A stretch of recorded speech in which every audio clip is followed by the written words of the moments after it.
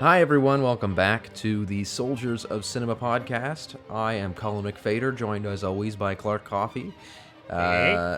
It's a good day to talk about movies. I hope that It's always a good day to talk about That's movies. a good point. Yeah, that's like a Come on. non. What do you call that? A non sequitur? When it's like When is there pointless? not? Well, it's redundant? not a non sequitur. You're on topic, but it's kind of redundant. redundant. It's redundant, It's yeah. redundant is what I would say, because it's always a good day to talk about movies, especially.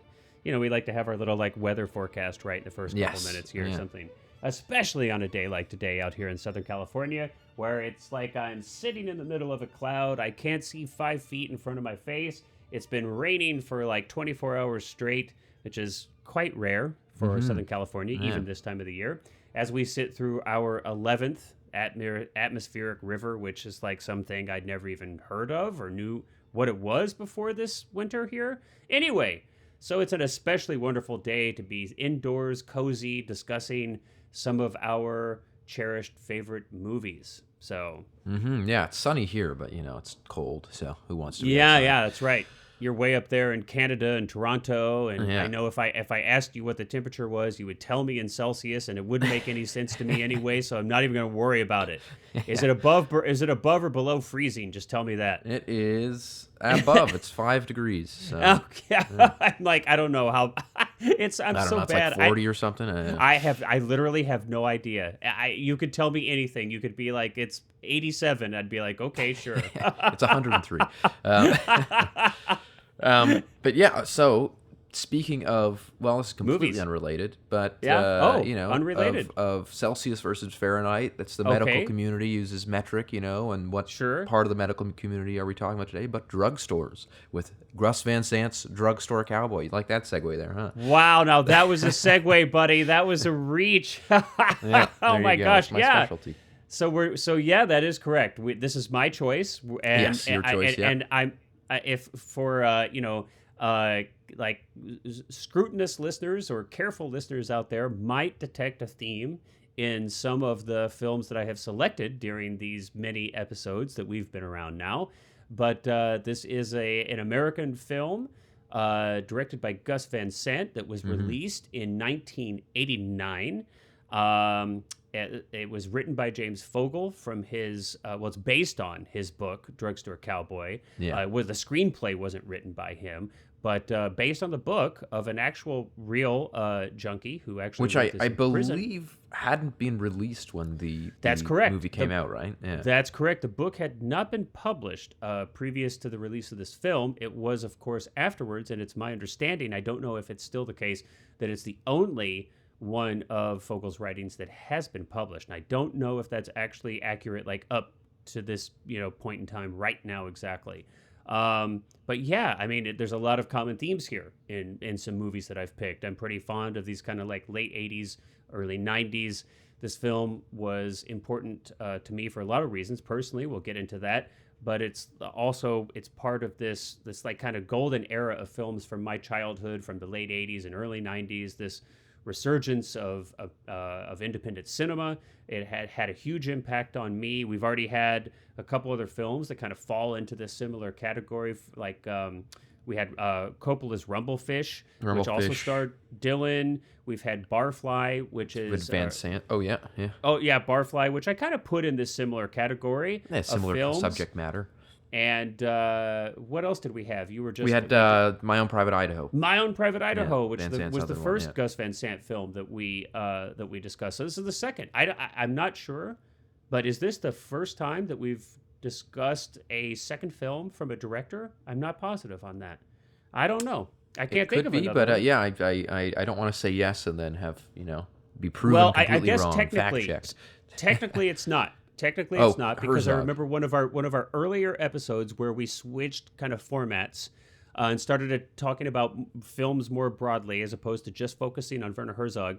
We talked about, I think, a couple films from Spielberg, if I'm not mistaken. You had picked, I think, a couple, and we had talked about the original Mad Max trilogy from George Miller, all in one episode.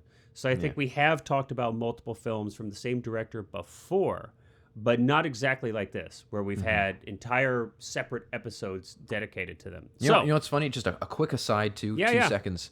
Sock it to me. And because I find it funny that a lot of times when I think people, and perhaps if you're listening right now, you might have joined us well into this podcast, maybe 50 episodes in or something, and I find when I'm listening to podcasts, I don't go back often and listen to really old episodes unless it's like I'm bored. I was actually listening last night to some of our older episodes, and it is funny because it's like, I don't know, I noticed that I've sounded really young and lively and different, and I think it's weird because I was like, why do I sound so different to myself? And well, then I realized, we've been doing this for, what is it now, like 3 years? Like, it's been you're just an old man now. You went from I've just aged so heavily. So you feel like in 3 years you've gone from a young, vibrant, energetic, optimistic child, almost young adult. Let's say. I went from Matt child. Dillon in this to the priest. Basically. Yeah, and now you're this like cynical, jaded, salty old man. I mean, oh my gosh! In 3 years span, Cullen. I know. I'm scared to. That's what the world does to you. I'm scared to think of how I've aged. I mean, I was old to begin with, so now I guess I'm, I'm like a ghost speaking. It's like from the beyond Shyamalan the grave. movie, except it's the podcast that makes you old instead of the beach. It's the podcast that makes you old. All right, well, let's jump into it.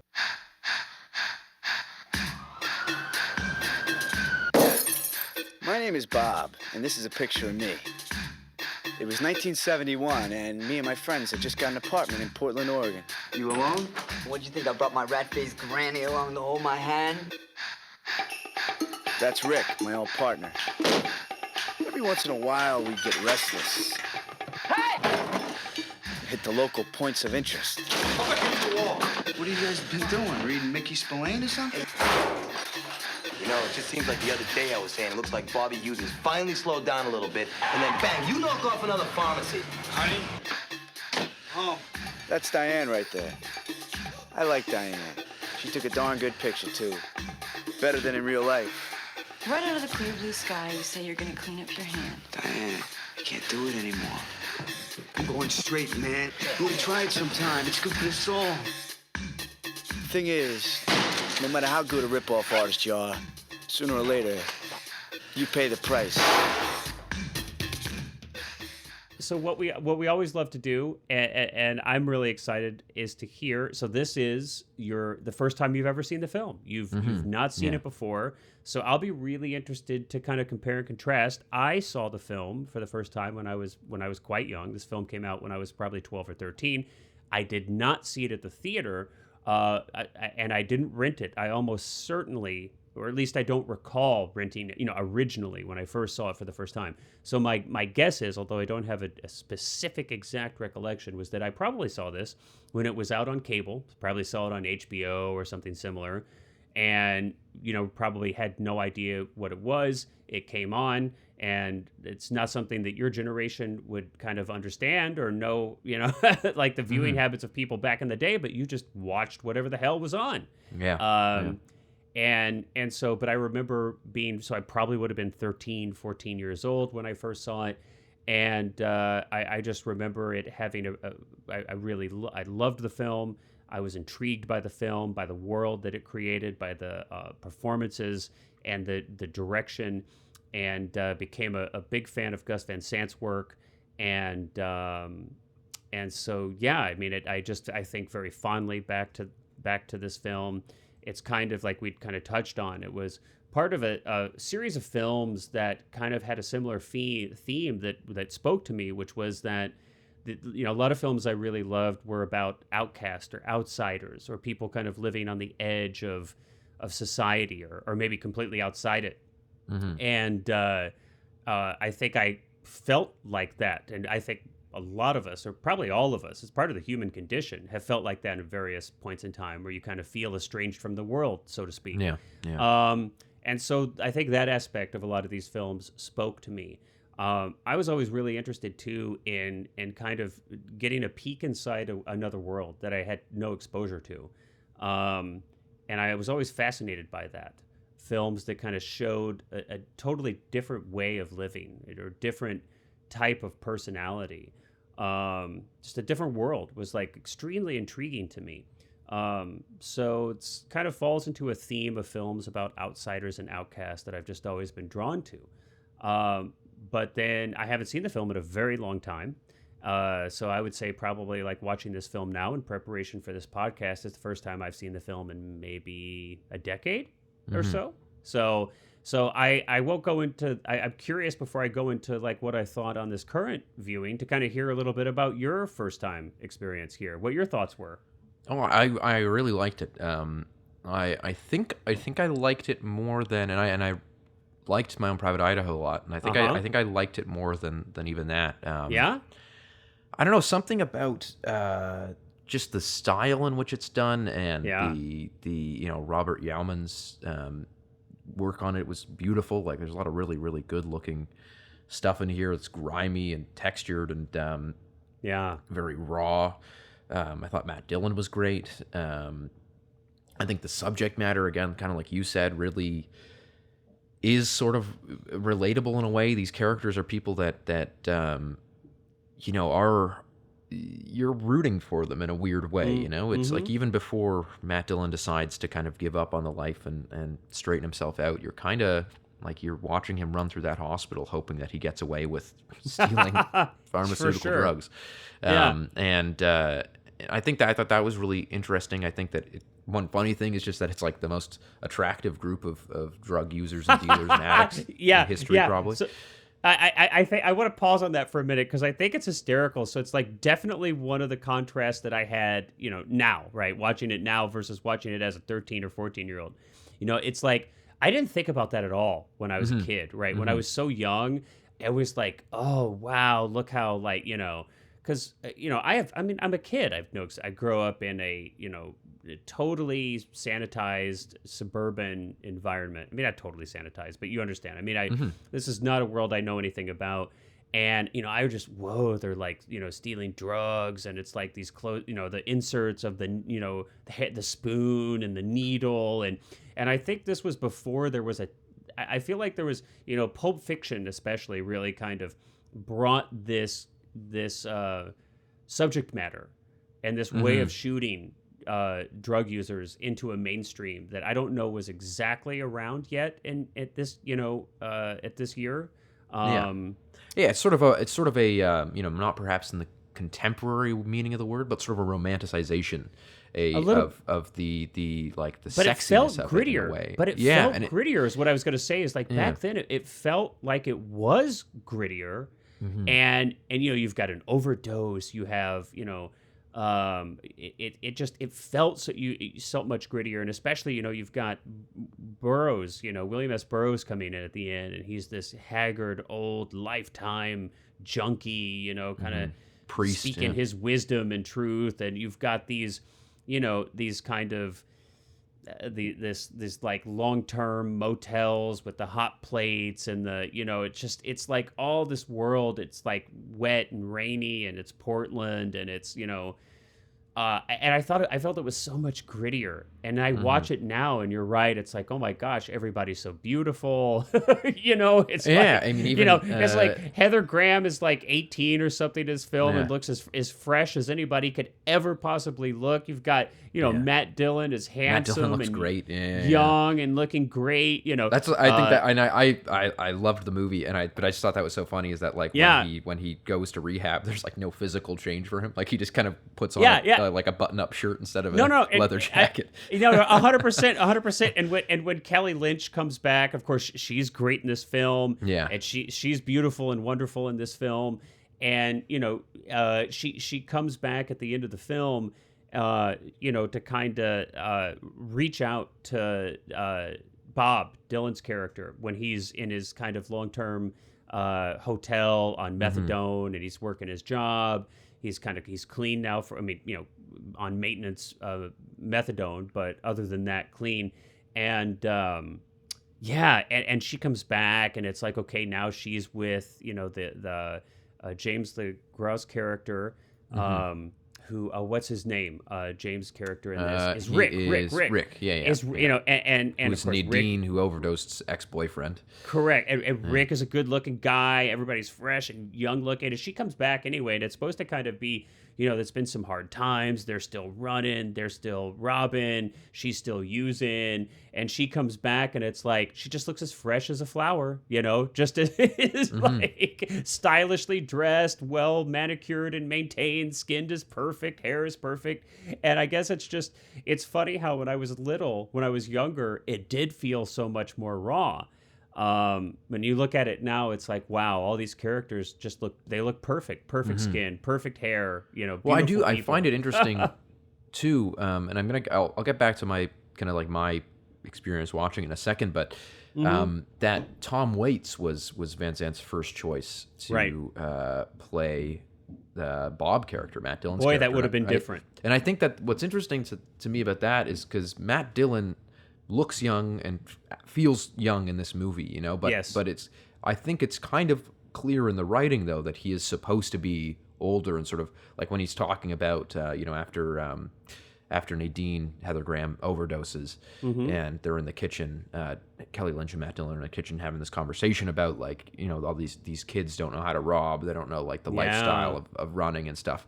And I remember when they're having that conversation, I'm like, you guys all sort of look the same age. Yeah, like Rick especially doesn't look particularly younger, but that kind of fell into place for me when I realized, Tom Waits, like it was clear kind of, because even Kelly Lynch is older than Matt Dillon. Yeah. So it's clear in the writing to me that, and that's not a knock at Matt Dillon. I think he does a fantastic job with the role, but that it's clear that his character is written as kind of like an older, more experienced user, and that does come across like he's clearly the leader of the group. But I do think it's interesting knowing that Tom Waits was in consideration. Sure. And kind of the first choice for it was. Yeah. It is my understanding too. I think you're right on the money. It's my understanding too that in the book, in Fogel's book, and I actually have read it, but it's been a very long time since I have. It's my understanding that the character of Bob was meant to be quite a bit older. And I think Dillon was likely cast, I think he's great in it. So it's not that I think that he's miscast or that anything's wrong here. I think he actually overcomes this issue of him physically actually, in real life being young and kind of looking younger. Yeah. I think he does a good job of overcoming that with his performance. And I think we so it almost kind of turns it into, interestingly, it turns it into somebody who is actually literally old to someone who's actually an old soul is kind of what it turns into. Yeah. He's a guy with an old soul. He kind of harkens back to an era that's even before his time. He himself was raised on television. We're in 71, I think, is when this when the picture is set. He himself grew up on television just a decade earlier.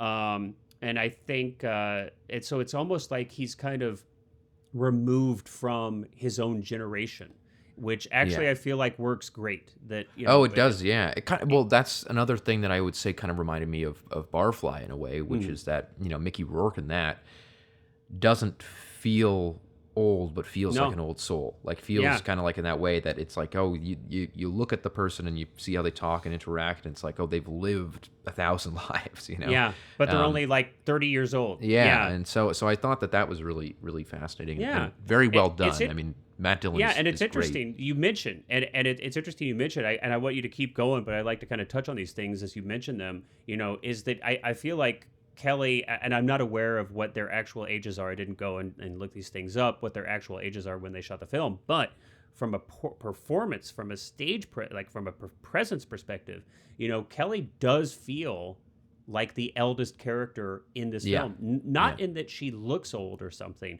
but she seems the most mature. She seems the most kind of, she's got the most gravitas. Most mature and almost the most jaded as well. Like she's had the worst lick of life of any of them, and is kind of the least patient with the younger two, and sort of isn't a nasty person in the movie. I mean, she's got some like nasty bits where she basically says, kick her out. She's on a mission. But she's on a mission. Exactly. She's a very fascinating Matter of character fact. in this. I agree. Oh yeah, okay. So yeah, let's hear more because I think that's an interesting observation. Yeah, I think I was surprised at how funny a lot of it was. Me too. And like when he sets the there's a lot of humor in this. When he sets James Ramar's partner up to be shot, and it's like hysterical. the most elaborate idea of like, okay, I'm gonna go talk to the neighbor and I'm gonna tell him that I saw someone so that he looks like he's angry at me and it looks like we're acquaintances. So then it's almost really, slapstick. really funny. I was laughing. It's almost slapstick, isn't it? Yeah. There were a lot of these moments.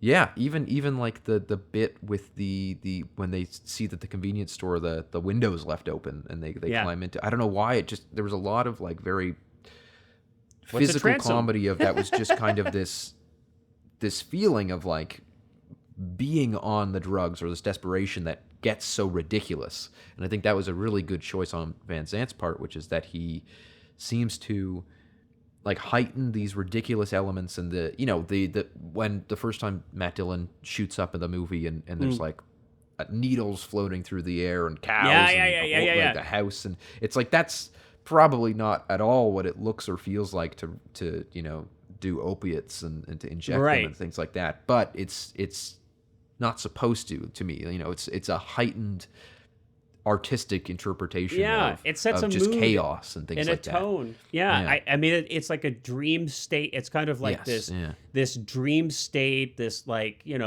almost like kind of floating in limbo, and kind of just the world is kind of floating by you, or you're kind of floating through it. And it's just, his head is again in this moment that you're talking about, the first of several of these kind of, I don't know if I'd call them montages, but these kind of really brief dream sequences almost, where we're kind of let into his mind or his psyche, if you will, while he's under the influence of these drugs. But I just to go back to what you were saying about the comedy, that was something that I don't know that I picked up on as much, or at least I don't remember as much from my viewings as a younger kid, where now I felt like there was almost a comedic button in like every scene, whether it's like, when they're getting busted by the cops, when they come in to search the house, we have this like fun moment with the golf clubs, and he's like, "Oh, please, man, those are my Ben Hogans, don't break my golf clubs, man," and we see like the cop even has some, the detective has some sensitivity. He's like, all right, just break a couple and then leave them alone, It kind of felt a bit Coen Brothers-y in a lot of it. Even when at the end when and what's the young guy's name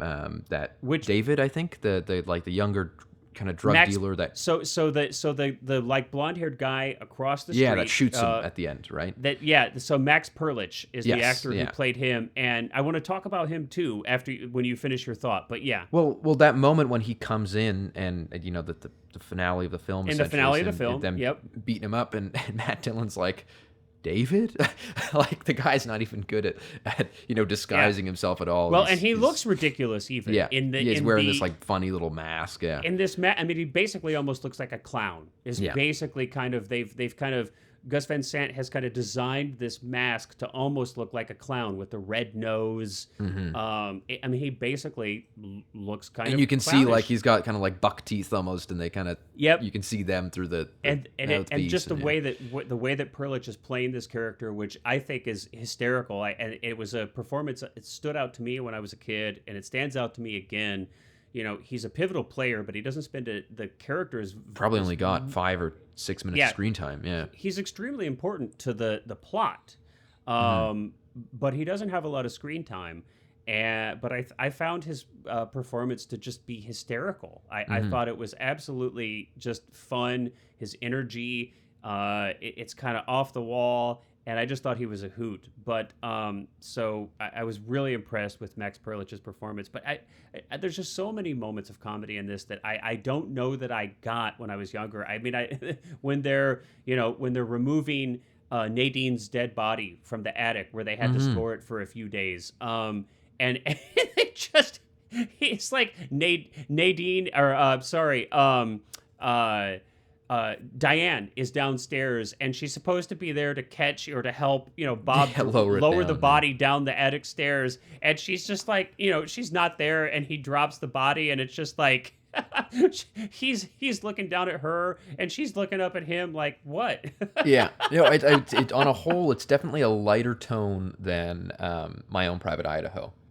And I think I expected it to be sort of tonally similar to that. And yeah, but no, I mean, even, you know, you bring up the dead body, but even the moment when they find, like, arguably the darkest scene in the movie, when they find that she's overdosed, right? And there is a really, like, touching moment where Rick is you know, holding her, and things like that. Yeah. But Matt Dillon comes in and he's like, "Get the hat off the bed." And yeah. Out about, well, you know, and I think it speaks to, you know, the kind of single-mindedness and the coldness and the, you know, the I mean, and I think it's like what we see here, and I want to talk about this more, you know, as we go through it, but this theme of, you know, and of course I think we can extrapolate, right, this theme to mean so many things that we've all experienced, where it's maybe we don't have the same experience of being addicted to a drug that kind of takes our life in a direction where we're almost single-handedly focused on that thing. But I think many people, I certainly know what it's like to, at different points in my life, be so singularly focused on something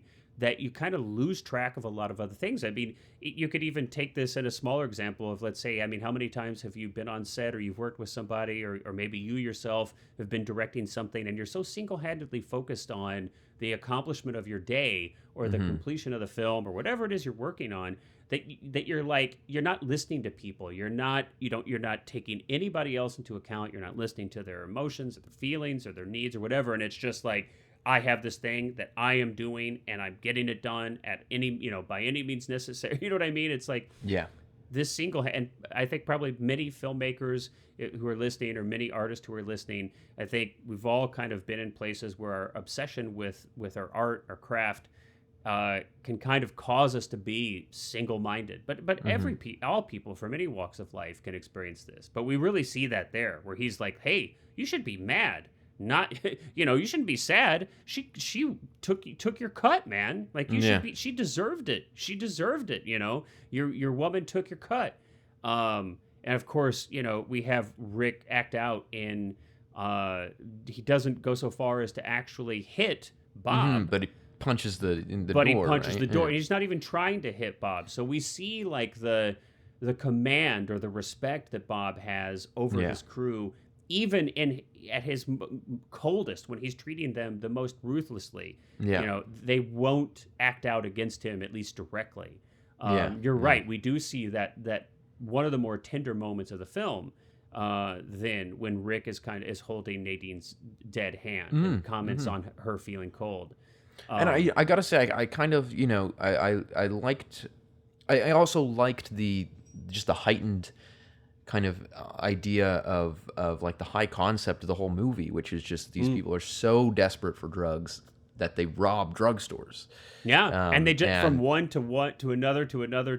And it's like a you know, obviously it's very much like a bank, intentionally so, like a bank robbery movie of heists, and except, you know, I just love the way in which that the things are shot like heists, and yet because it's not a bank, everybody that they're stealing from is more so just confused than anything. Like when they do the donuts in the parking lot, and everyone just sort of comes out like, what the hell's going on?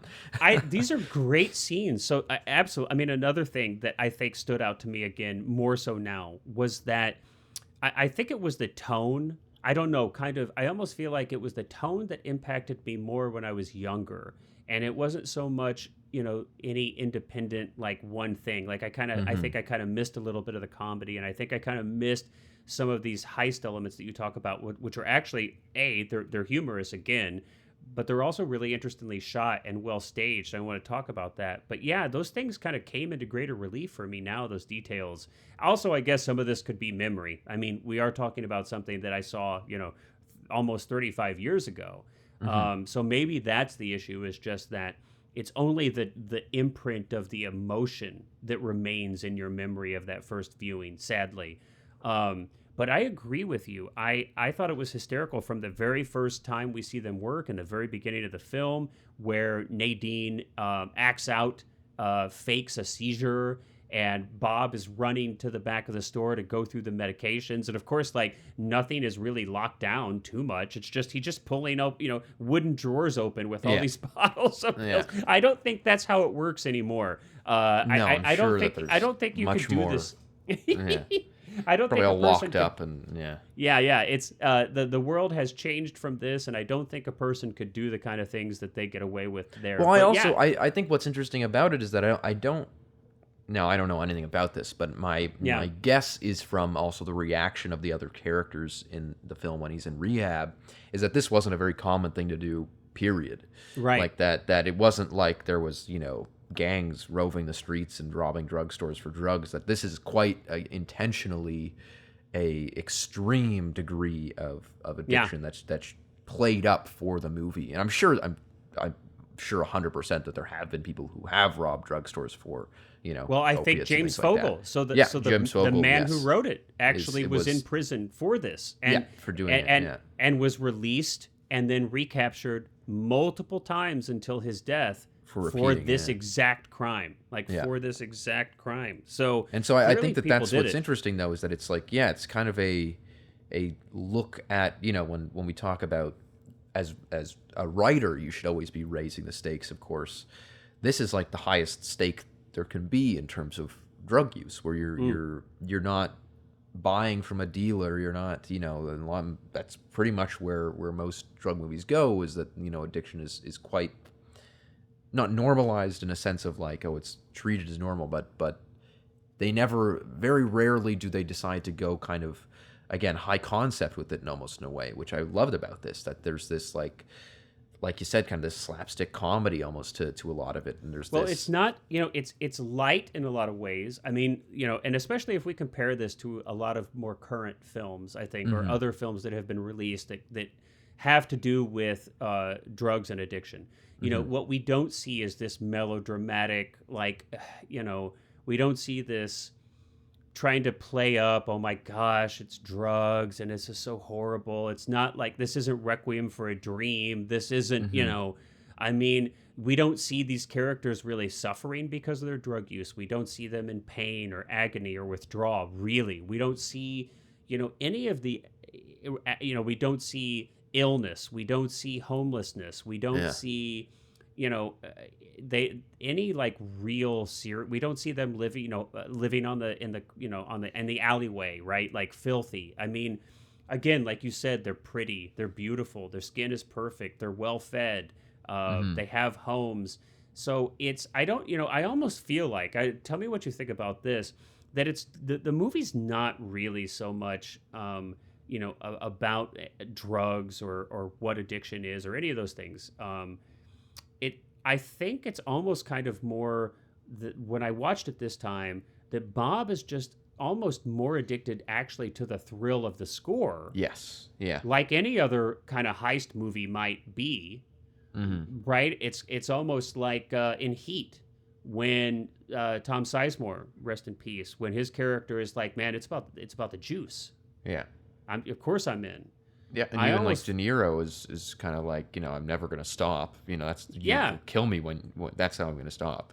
It's like the frog and the scorpion. I'm the scorpion. It's like, this is what I do and I'm good at it. And I think Bob really takes pride in his ability. It's like, boom, he notices the transom windows open. Well, actually, that's a fascinating point to make too, because I think to me that's, if you, again, comparing this to other movies of similar subject matter, like there's not even a lot of moments of Matt Dillon or anyone really being like high in the movie. There's select moments, but only a couple times. Yeah, I mean, so there's a very specifically, and it's the time that I noticed most this time, is when instead of doing like and I always get these wrong, opiate, but something in that class of drugs. Instead of doing that, I think he's just recently done Speed, right? I think that he bought or traded off the Max Perlich's character. Yeah.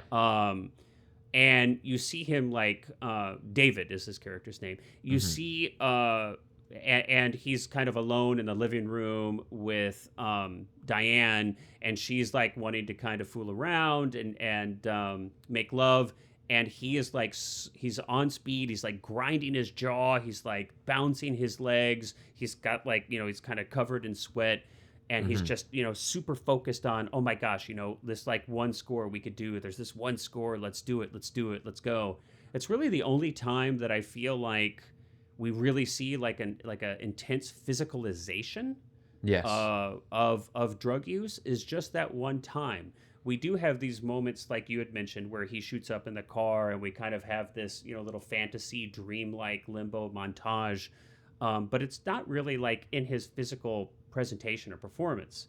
We only see it in this time on Speed. But even then, I mean, I think that scene there also shows like he's so preoccupied with the score. I mean, he's got plenty of drugs. Like they just scored a ton of drugs. It's like he's good at this. It's what he knows how to do. It's what he does. And it's like all of this kind of history of film, this lineage of films that are like, I'm a boxer, so I'm going to box. I'm a bank robber. I'm going to rob banks. It's almost kind of like this, well, this is what I'm good at. He almost specifically refers to it as like a high too. Like he's like when they rob the store that the transom's open, and then he's like, well, I've got to go do a hospital now because I got to get the next big hit. Well, and he's fantasizing about it, right? He's like, these bottles, all these bottles, and the blue, he's like fetishizing all of the the whole process, fetishizing the bottles they come in and the colors of the capsules, and and it's not like he's not approaching it from a perspective of I gotta like get my drugs so I don't go into withdrawal and feel horrible, right?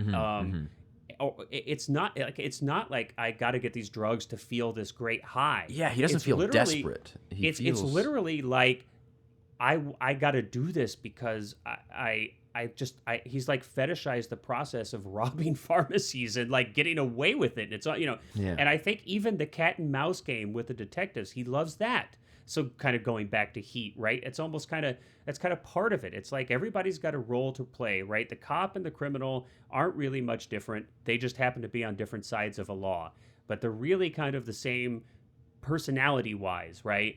The detective kind of gets off on the chase, and the criminal kind of gets off on the on the chase as well. And you see, like you had mentioned, that scene that you thought was really humorous where and I think it's hysterical. I didn't remember this really, where Bob kind of fakes, forges this note that's like, from a neighbor, and he gives it to the detective, and it's like describes this whole process of how he's actually keeping drugs in his neighbor's home, and he's like thrown this ball of yarn, onto to slide them across. To like slide, to kind of like pulley system, But it's totally fake. It's totally fake. Up. He sets up this whole ruse where we see him like he opens his window, throws the yarn over there, totally unbeknownst to the neighbor, and he sets up this whole ruse, and you can see. I love this moment when his neighbor first comes over to the door, and it's like this 90-year-old lady, white-haired woman, and she's like, hey, and she's so naive, and she comes over and she's super sweet, and Dylan opens the door, Bob opens the door, Rick's right behind him, and it's like, I mean, anybody else would look at these two and be like, okay, what in the hell are you up to in the middle of the night? These two guys like covered in sweat, but it's like they look like they're, been up all night doing something, right? And she's looking at him and she's like, oh, I don't mean to disturb you, but I think I saw some nefarious person in the neighborhood. And you just see Bob's eyes light up where we see him getting the idea. Like he's getting the idea like, aha, it's okay. I know Gentry is almost certainly surveilling me right now. I've got this idea. And I just love that moment. You can see his eyes light up in the same way they light up when he's planning and thinking about and fantasizing about a score. So to me, that's what I feel like this character is really addicted to. And of course, what does he do when the cop does get shot? Is he like rips open the curtains like it's a show?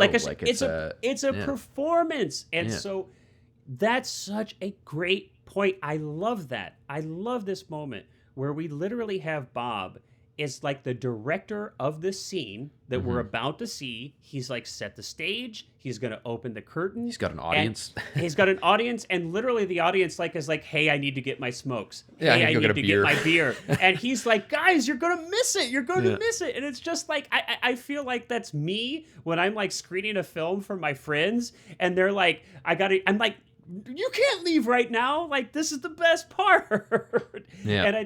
And so I guess that's where, like, I feel like it's so relatable.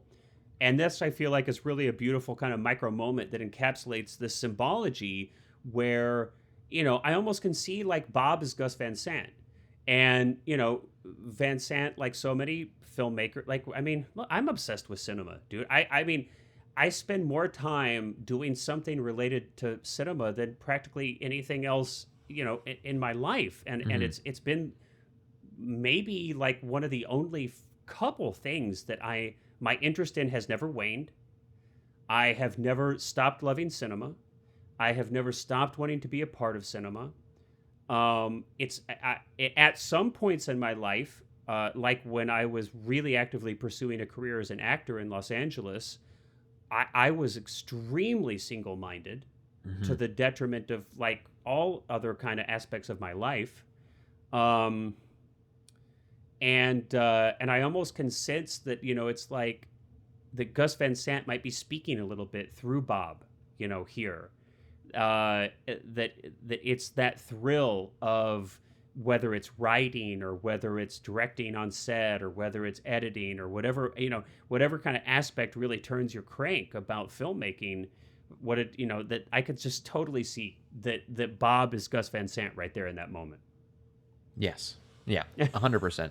I love that scene. And it's it's also like, I was laughing so hard as you're watching you know, it's almost sort of like also like a Rube Goldberg machine. Like he's like watching, there's the ladder. He's climbing the ladder. The light goes on. There's him with his shotgun. He's coming outside and like, it's like this, it's like he's spent this last, you know, 15 minutes of screen time setting up this elaborate machine, this elaborate play. Yeah, it's for sure. And then knocks over the domino, right?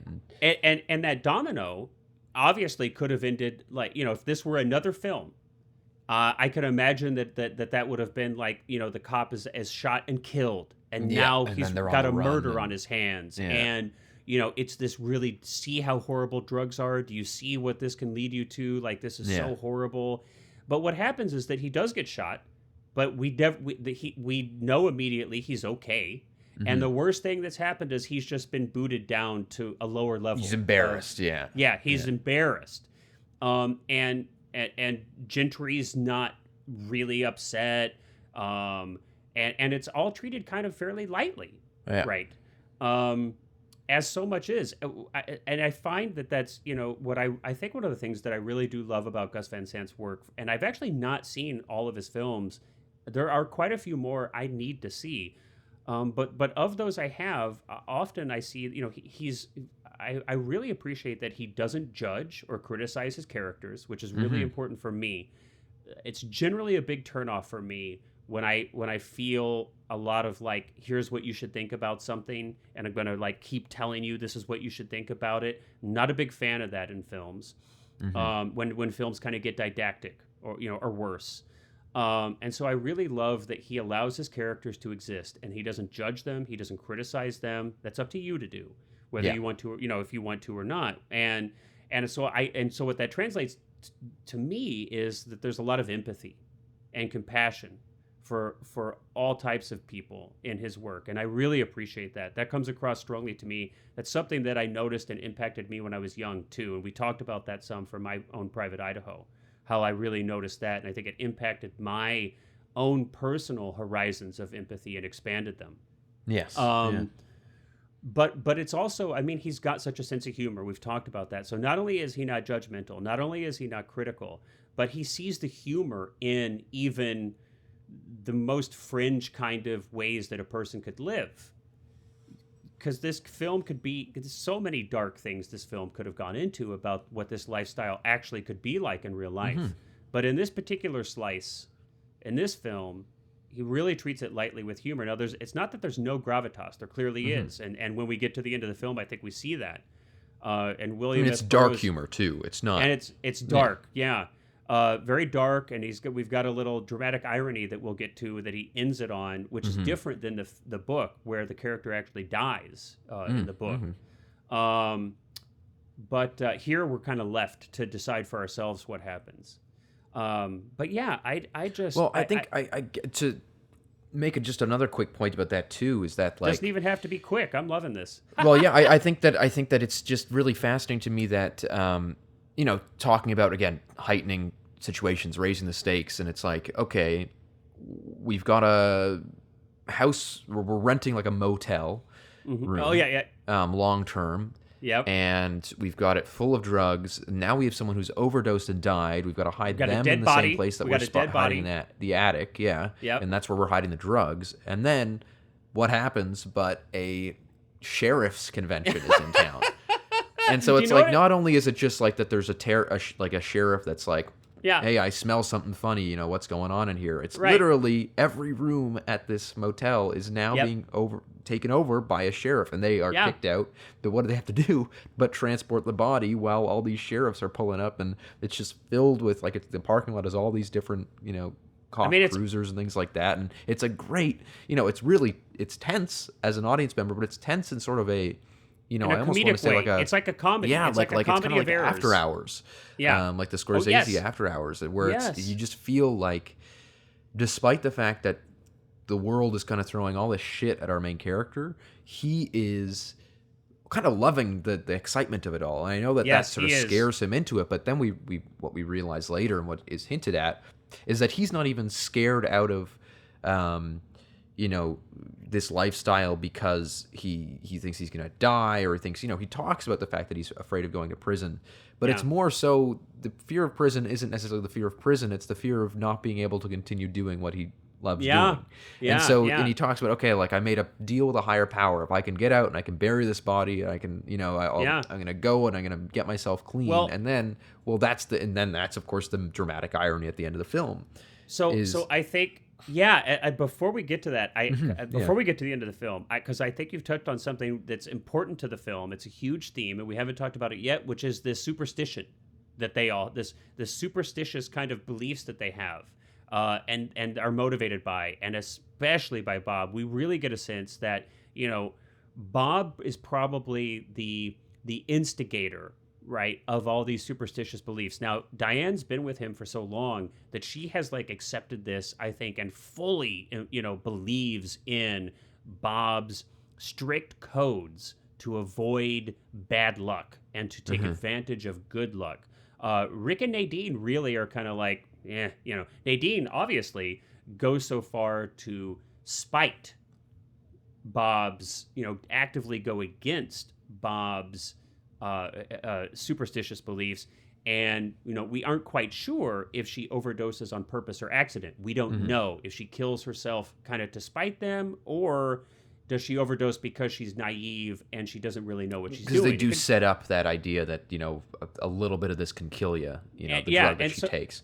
So we don't know. Now she doesn't seem in any way, shape, fashion, or form to have suicidal tendencies before this, but we do have her feelings really, really hurt right before this. She breaks down. She's in a broken down, really depressed, sad state. So it could go either way. We don't know. But of course, to Bob, it totally reinforces his beliefs in superstition. She put a hat on a bed, she's dead. Boom, right? He's got his rule about dogs. He has his rule about hats. I mean, he's very, very, very moved by these things. We have this really beautiful moment, I think, where Diane and Bob are sitting alone in, like, a dark bedroom, or with just one little nightstand light on there, and they're trying to kind of figure out, like, where are we in the world? Like, they're trying to kind of unravel the mysteries of how luck works, which is, like, quite beautiful to me, actually. I think it's a really wonderful scene, and I think we all do this in our own ways. If it's not luck so much as, like, well, how does the universe work, damn it, right? Like, it's incredibly exploratory.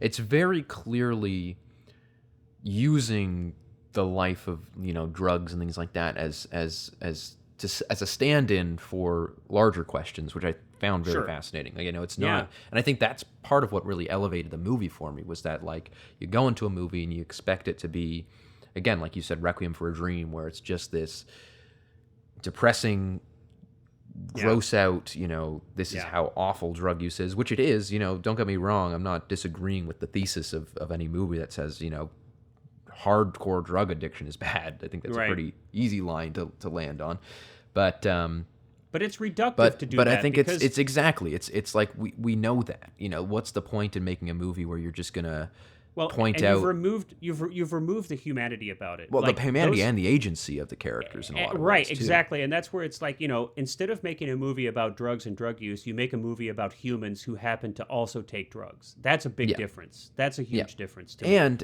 again, use that drug use, you don't have to make it the most realistic portrayal of what that is like. And that's kind of why I made the joke about, like, oh yeah, these are all the most attractive drug addicts I've ever seen. But it doesn't matter. Like, it's not something that I was watching and I wasn't taken out of the movie by any chance, because I think the film exists in that subject matter with not a wink, but more so a higher reading of the material.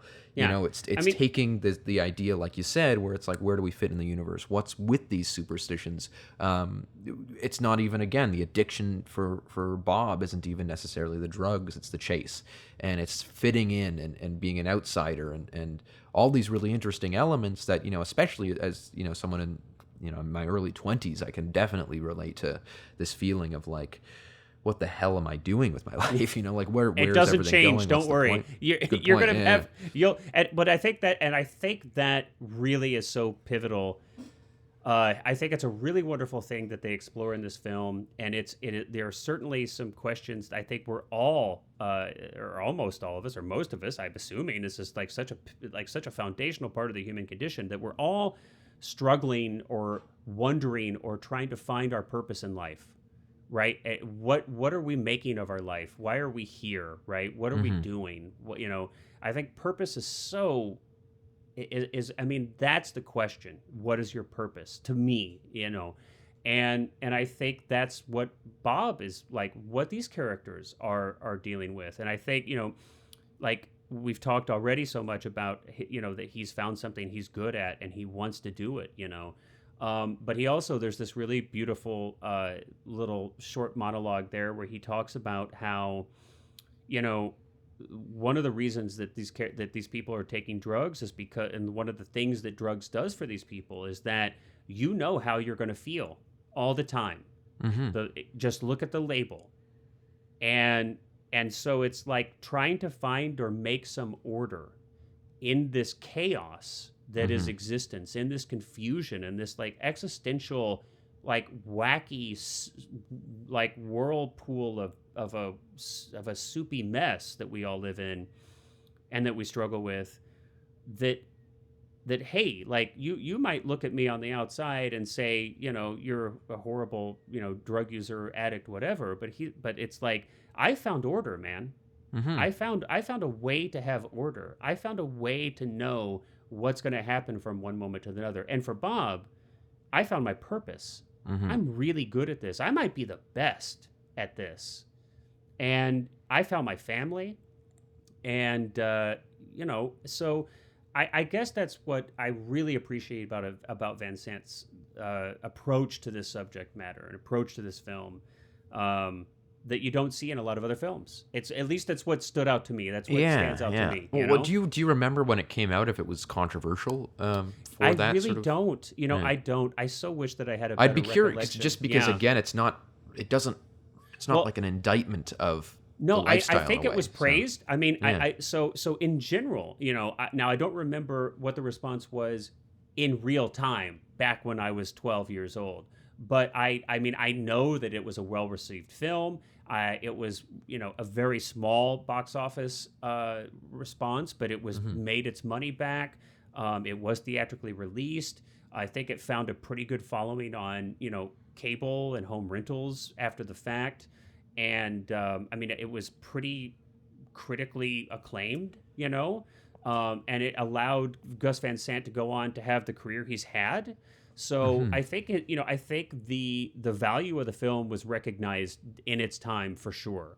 Well, I actually want to touch on that too. You mentioned home video and things like that, and I think that's I think it's a conversation we both kind of wanted to have about this, which is that you've got this $2.5 million film. I think that was what the budget was. Right. Not unknown actors, but it's not starring Tom Cruise. But Matt Dillon had quite the career at this point. Outsiders. Matt Dillon had some pull. I mean, ever since like 1980 with My Bodyguard, and then with The Outsiders in '83. The Outsiders in '83. Rumblefish was not a big hit, but of course everyone knew who Francis Ford Coppola was. Yeah. He was. In Matt Dillon definitely was. I would guess kind of he was the biggest name in it. The biggest name in the film, I think, would be a fair estimation. But it's interesting too. I just want to point out real quick. I don't mean to cut you off, but I think this is kind of interesting. And Kelly Lynch had been in a few films too, but she had been in Bright Lights, Big City, which I think is an underrated film from '88 with Michael J. Fox, who was playing against most of the characters he had played I think all the characters he had played up until that point. And then Cocktail, you had mentioned Tom Cruise. She actually was in a film co-starring with Tom Cruise in '88's Cocktail. And then this film, I can't remember how big of a hit it was at the time. I think it was a pretty substantial hit and went on to be huge, almost like a cult hit now, even though it was like a big hit before, but Roadhouse with Swayze. So she had been in some big films too by the time she got to Drugstore Cowboy. So I think, Lynch and Dillon were decent-sized names by the time we get to this film. Yeah, and so it's definitely got some pull with stars and things like that. And yet, I think what's very fascinating to me, and the one thing I wanted to mention this is because you did mention the home video release, is that like it was even a big budget movie back 20 years ago.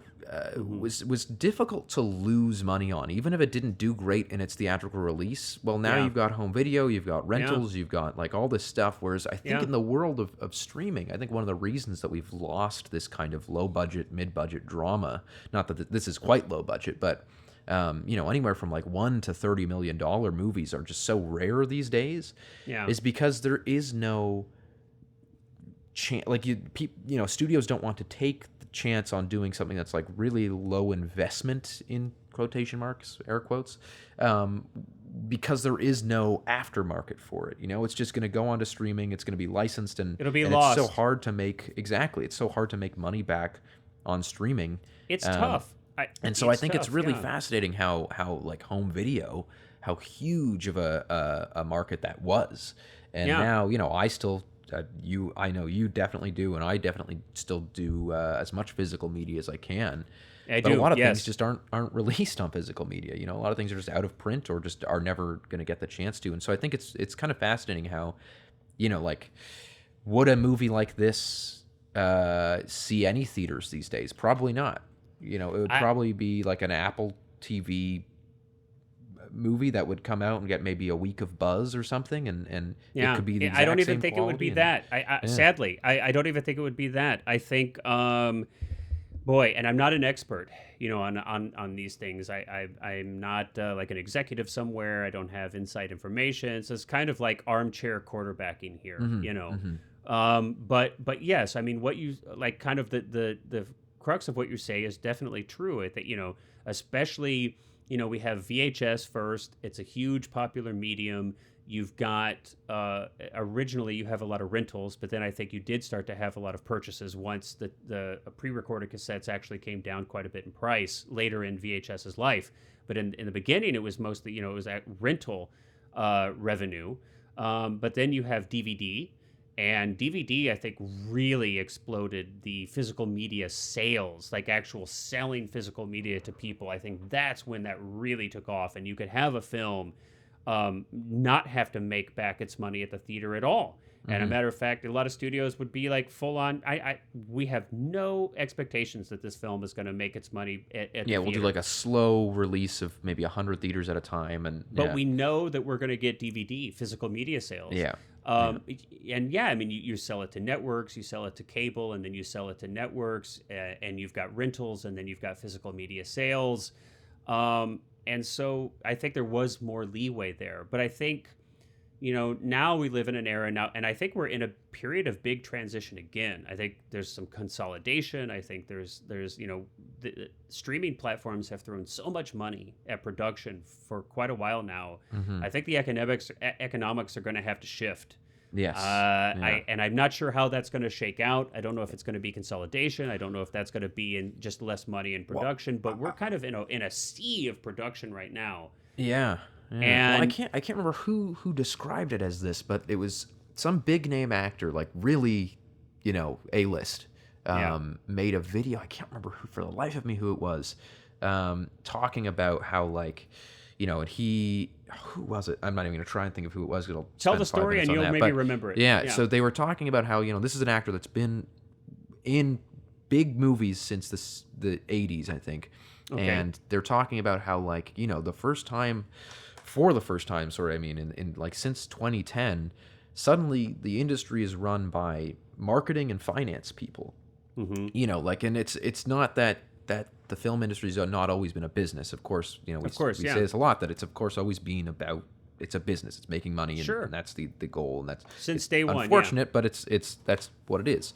But he kind of said for the first time over the last few years, especially with streaming, is that now it's not only run by corporations as always, but it's run by, again, marketing and finance people rather than people who have worked their way up through Fox, from being a line producer to the head of production or whatever. And now it's more so that people are imported from tech companies, from Silicon Valley, from Facebook, from things like that, and they are running the show. And so it's no longer really got anything to do with quality or the depth of the cinema. Yeah, exactly. It's got to do only with what's a biteable, approachable. I think a really raw example of this is, and this just started maybe 5 or so years ago, but those things on YouTube where it's like the trailer before the trailer, where you've got a 5-second preview of the trailer that is you're about to watch, and it's like, well, that's just a calculation based off of the fact that most people click off of a video after 5 seconds, blah blah blah blah blah, and it's like,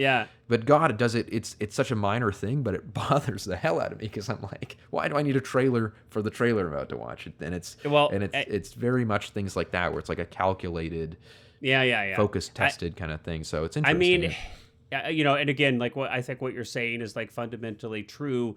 It's been happening for a long time. I mean, I think, originally when the studios were the studios and they weren't when they weren't small subsidiaries of other major non-related conglomerate companies, you had people generally running them who had some kind of education in and love for the actual art itself. Maybe not universally, but substantially. You had heads of studios who did love cinema and loved the world of film. And I think once those major studios, so long before streaming platforms and before it was more about tech involvement, but you had companies being bought by major conglomerates like GE, for example. It's like Sony is another example. You have these studios bought by much, much larger companies, and then that the filmmaking part of that company, then its revenue is tiny, right? Like the company that buys these studios is so much larger than the little studio they bought. Yeah. Even though we think of them as being large, but relative to the company that bought them, it's these like multinational they're making $50 billion making microwaves, right? Yeah. And the $1 billion that's being made by the studio, it's just so yeah, you've got executives now making decisions and running these companies, and of course they're public companies, they're owned by stockholders, so it's the bottom line, it's the quarterly stock price that matters. You have that started long ago, and then now, right, you've got Netflix, Apple, I don't think these companies are run by people who are in the same way as the studios of old, in love with cinema. You know, I think you're right. And so we've seen a slow progression after, the studios are bought up, become smaller parts of larger Paramount is conglomerates. Viacom. Yep. Yeah, Now like you've got streaming, and so you've got tech companies like Apple, running production for their channel, or Netflix or whatever. And so and Amazon is a great example. Amazon with Prime. So I think that is a big difference. I think also you see, streaming, also we see this continued shift. I mean, since the invention of television, we see this continued shift to people going to theaters less and less and watching more and more content at home. And so what do we see now? A story like this, instead of being told in an hour and a half or 2 hour long film, it's told over like an 8 or 10 episode TV series. Yeah, like a right? miniseries, yeah. And, I know a lot of people love being able to binge TV shows and things. What I have found, to me, more and more and more, is that really what we're actually seeing, I think there's like a golden era or second golden era, whatever people call it, of television. And some of that's true, where we had Sopranos and The Wire and Breaking Bad and Mad Men and some of these shows. But I feel like we've gone so far now that these stories are so diluted. It's like, this would have been a great story if you told it over 2 hours. But I find crap, that so much. You told this damn story over 10 hours, and like nothing is happening in an episode. Now, I want to be clear. I don't judge a story by how much quote unquote plot happens. That's not what I mean. Yeah. I just mean there's like nothing here in this episode. It feels like a bunch of air. It's filler. There's no stakes. No, I don't like. It's just you're losing me. You're losing me. But it's because they've got to get 8 to 10 hours of content, Speaking of feeling like an outsider, it's really I don't have an answer, but all I can say is that it does sort of, it does disappoint me that there's a huge swath of people, especially in my generation, who would rather, binge watch a 9 or 10 hours of a miniseries on Netflix or on HBO or whatever than sit down and watch an hour and a half movie. My wife is that way. And it's bizarre. It's kind of weird to me, but I it's like, what do we as storytellers, how do we approach that and kind of, and it's because it's, I think, like you said, you kind of hit the nail on the head, where the amount of times that I've watched a show and I've been like, this is a good show. I don't watch a lot of TV, but occasionally I'll sit down and watch one, and I've thought to myself, this is really good, and then you get to episode 6 of 10 or something, and it's like, oh, this is the episode where they're going to talk about the time that the convenience store down the road closed, and it's going to be a little offshoot episode, and it's like, it has nothing to do with the rest of the movie or the show, and it's just because they needed to get the show to 10 episodes. And I remember Stranger Things, which I'm not a huge fan of, but I've seen it, and I can't remember what season it was, but there was an episode of that where it was like, I got 10 minutes into it and I just knew it was filler, and so I was like, I'm skipping this, skipped it, and I didn't not know anything. Like, I wasn't left out of anything. I completely understood everything in the next few much episodes. Filler. Well, they should have stopped that show after the first season, but that's a whole that first other... season should have just been it clearly wanted to be a movie. So, I know. I think that's honestly, I think a lot of these people that do write and create these shows know that, and they would very much be rather making a film, except it's just not what these There's streamers no money. want. It's not what and the money's not there for it. I agree. So to go full circle, I suppose, it's this. I think that this movie couldn't be made for 2.5 mil with the cast it has, and unlikely, the incredible talent behind it is remarkable, but I think that these days you would just never get that funding for it.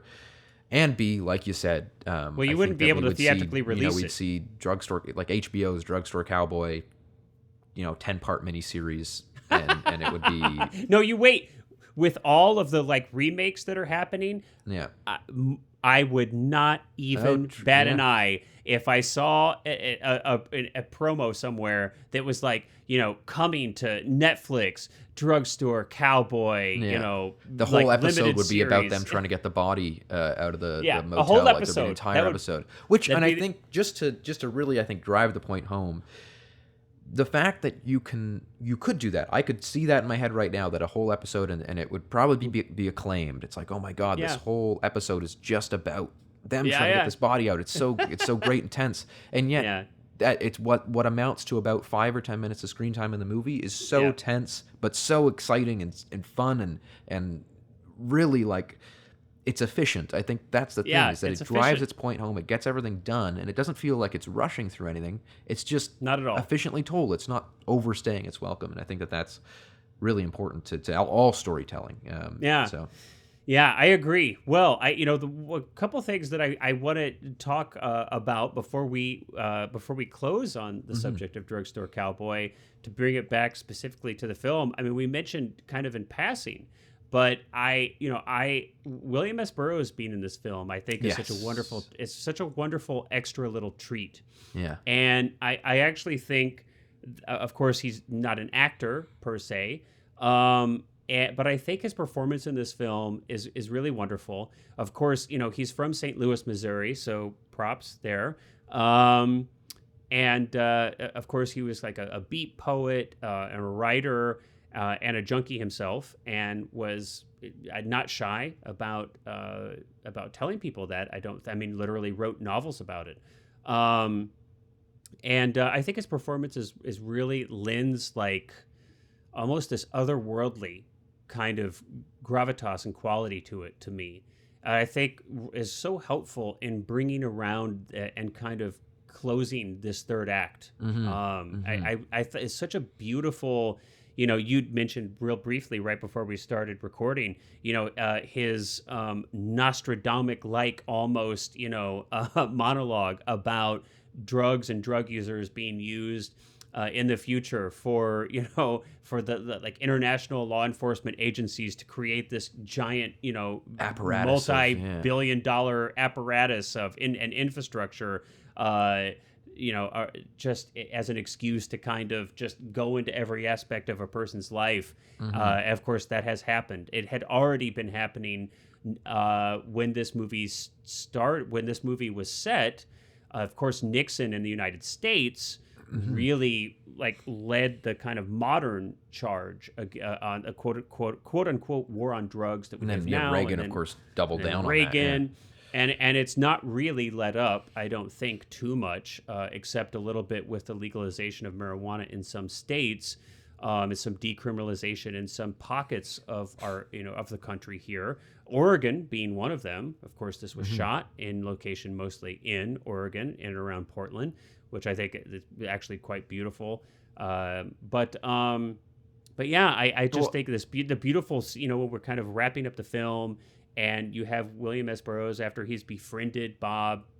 And, of course, Diane comes. We talked about, visits Bob and drops off some drugs. Maybe that was like her last attempt to try to convince him to come back by tempting him with the drugs. He doesn't fall for it. He actually gives them to William S. Burroughs' character. And they kind of befriend each other. He plays this priest, Father Tom Murphy. So they kind of befriend each other. I just think it's so beautiful when David comes in and shoots Bob up, and he's being carried out of the hotel into the stretcher, into the hearse, and Father Tom Murphy closes the curtain. I think it's just such this beautiful moment. But I didn't forget that he was in the film, but I just paid special extra attention to his presence in it this time. Such a hypnotic tone shift in a really good way. Like, it's like every time, I almost felt like, and I don't think this is the case, but every time William Burroughs is speaking in the movie, it's almost like they just let him speak without a script, like that he's just giving you this wisdom. Almost. Yeah. And it feels like it feels kind of the opposite side of the coin of like a Colonel Kurtz, where it's like, you just are transfixed on every word this guy says, and he's got such a hypnotic tone and pattern of speech where he sort of speaks slowly and low and almost like he's talking to a ghost, and it's really, really a fascinating tone shift. Or he is a ghost. Kind of fast-paced, exactly. And then even, after, of course, David shoots Bob and he's wheeled out, and they've got Gentry, I believe, is the police officer's name. Gentry, yeah. Yeah, and he, it's kind of also touching that this this guy really does want Bob to get better and to kind of, it's like this for perhaps again superficial reasons of just like community safety and all that. But they have a relationship. But they do. There's like a weird kind of it's like he's almost like this father figure in a way that's like disappointed in his son, and of course it ends on this great montage and monologue of Bob basically deciding that like, well, that's my debt paid to the hat, and now I can fall back into the world of that I love. So it's so interesting, right? Because the book ends with Bob dying, but here we have, and I think this is a really interesting treatment on the ending. We have Bob being hauled away in the stretcher, and it's a bookend. We book it. Gus Van Sant bookends in the film. We start with this over the head close-up shot of Bob. His face lying on the gurney. He's kind of telling his story throughout the film. He's kind of narrating it. We come back at the end, and he's been shot. He's like actually doing the right thing finally, and he actually even stops David from harassing this guy. David comes back and seeks his wrath, his vengeance, right? Yeah. And so Bob's actually kind of done a decent thing here. He's in a better place in his life, at least according to society, than he has been at any other time. And here's where he ends up. He's in the hearse, and we have this beautiful moment where he's like you said, I've paid the debt. Okay, whew. All right, that's what the hat needed from me. I've paid that off. I've finally done with that. And look how awesome this is. The ambulance has taken me to a place that's going to be filled with drugs. So we have this. So we have this sense that Bob is going to heal up, likely, and go back to robbing pharmacies and hospitals. Yeah. We don't know for sure, but they kind of hit towards that. It doesn't seem like he's in any critical life-ending, circumstance. I mean, he has been shot, but it's not like the paramedics are back there. Yeah, they say that you can. The cop can talk to him for a few. Like it's not urgent. Yeah. It's like, hey, you can chat for a few minutes. It's all good, So we really don't get the sense that there's this huge urgency or anything like that. So it's I love that the character, he doesn't, he's going to go right back to what he was doing before. And so I'm actually surprised in today's day and age, they probably would make like a Drugstore Cowboy 2. Now he's older. The TV series would be that he's older, and this is his like new crew, and you'd have like the ghost of Nadine come and. Yeah. I mean, oh my gosh. Anyway, well, I'm glad you liked the film, man. Yeah. I'm glad you enjoyed it. I'm always thrilled to share films that were important to me when I was a kid, and I enjoyed it too for my first viewing in a long time. I had a blast with it, and I've had a blast talking about it with you today, and I hope everybody out there has enjoyed us listening to it. If you haven't seen the film, please do check it out. It's I think really we both recommend it. Yeah, highly recommended. All right. Well, I look forward to your pick next time, and I can't wait to do this again in a couple weeks. Cullen, take care. Have a good day. Everybody listening out there, take care. Be good. Be safe. We'll see you next time. Don't do drugs. Bye-bye.